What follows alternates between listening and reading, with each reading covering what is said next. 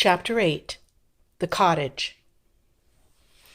The girls had checked in with Grandma, changed into long pants and long-sleeve shirts, and Grandpa had helped them gather gloves and gardening tools to take back to the cottage.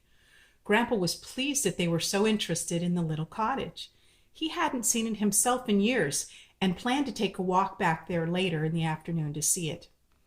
As the girls headed back to the cottage, they could hear music off in the distance.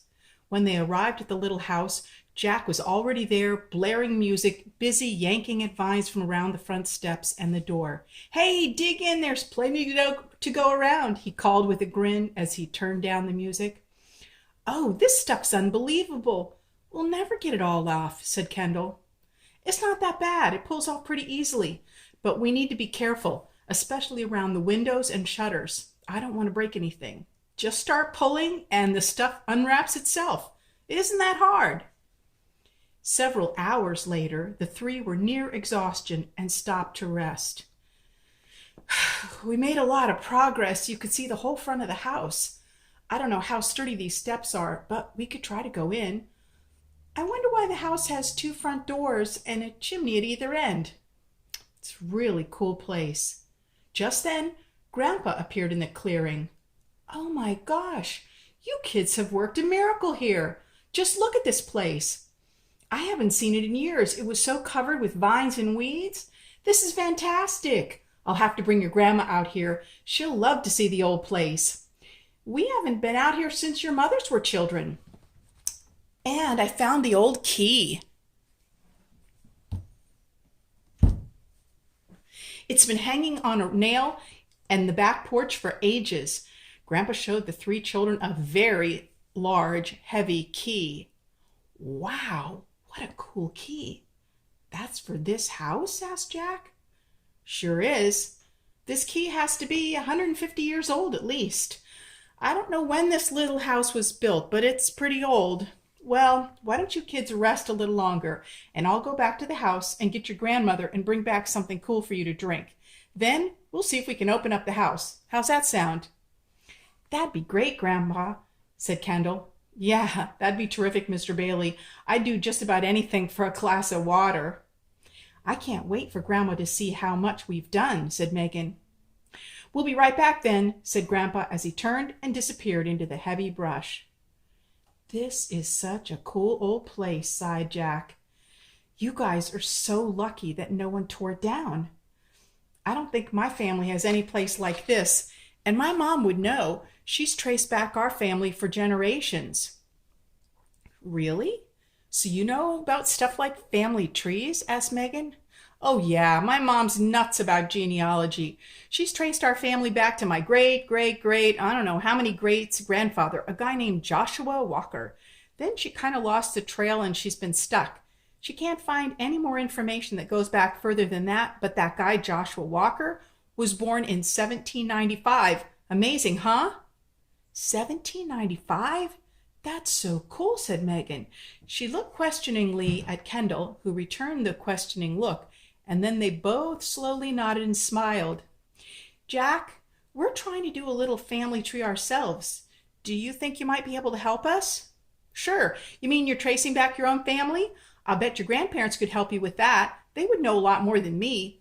"Not exactly. We did do a family tree of our family with our grandmother, but this is for another family. It's actually for a friend who lived a long time ago," said Kendall. Megan nodded in agreement. "Okay, what are you talking about? A friend who lived a long time ago? What did you do? Meet a ghost or something?" asked Jack with a smirk. "First, before I tell you anything about this, you have to promise not to tell anyone. I mean, not one person. Do you promise?" asked Megan. Jack was intrigued. With Brian gone for the summer, who was he going to tell? "Sure, I promise," he said. "Well, here's the story," said Megan. "We bought this box at an auction last week, and there was a bunch of really old stuff inside, and there were old letters too. So we've been reading the letters, and there are people in the letters, and we want to figure out who they were." "So that's what you were reading when I came here earlier," said Jack. "Well, kind of. You see, we also found an old diary, and there are more people in the diary," explained Kendall. "Cool. So you got a box at an auction with letters and a diary? That's awesome. I've been to a bunch of auctions, but I've never found anything like that. I bet your grandparents were excited too, huh? Well, our grandparents don't know about the diary yet.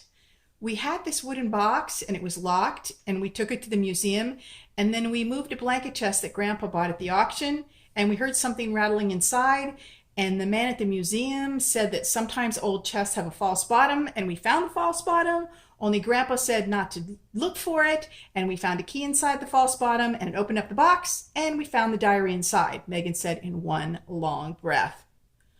Unbelievable! You have a blanket chest with a false bottom, and there was a key inside? This is too much. So where's the diary? Asked Jack. It's back at the house right now, but we'll show it to you later if you want. No kidding. I can't wait to see it. Let's use the old key and open her up. And yeah, I'll help you with the family tree. My mom might even help us. I could ask her. She loves that stuff. That would be great, said Megan. Unbelievable. This place looks just like it did when your mothers were girls, exclaimed Grandma. Well, Warren, let's get the key and open her up. Grandpa carefully climbed the wooden front steps and inserted the huge key into the heavy lock. It easily unlocked. He gave a strong push and the door swung open. Gosh, whispered Megan. It looks like people still live here. Yes, I had forgotten that there was still furniture in here. I guess we just locked it up years ago and kind of forgot about it, said Grandpa. This place is so neat, said Kendall. Jack stood there with his mouth hanging open. Cool is all he could manage to say.